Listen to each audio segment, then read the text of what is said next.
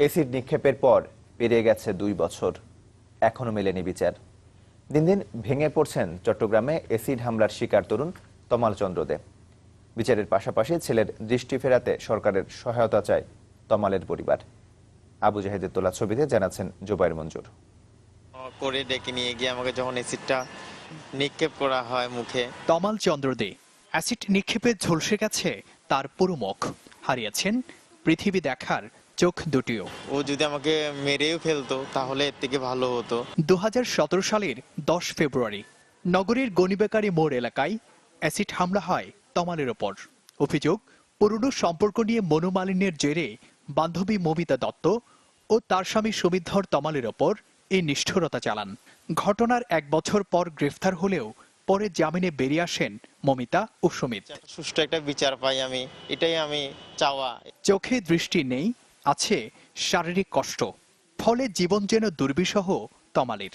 পাশাপাশি বিচার না পেয়ে হতাশায় মানসিকভাবে বিপর্যস্ত এই তরুণ। মানসিকভাবেও আমি অনেক বিপর্যস্ত, কারণ আমি সঠিক সুষ্ঠু বিচারটা পাচ্ছি না।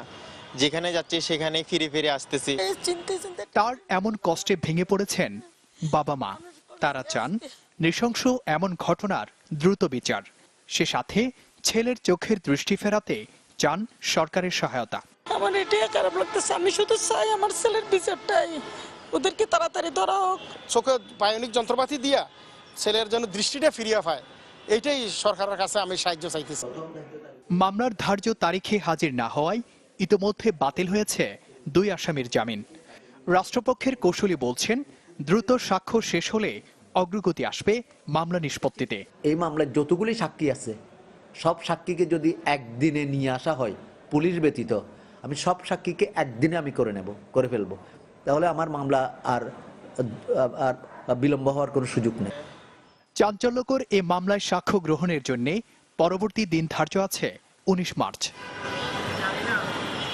জুবাইর মঞ্জুর, চ্যানেল 24, চট্টগ্রাম।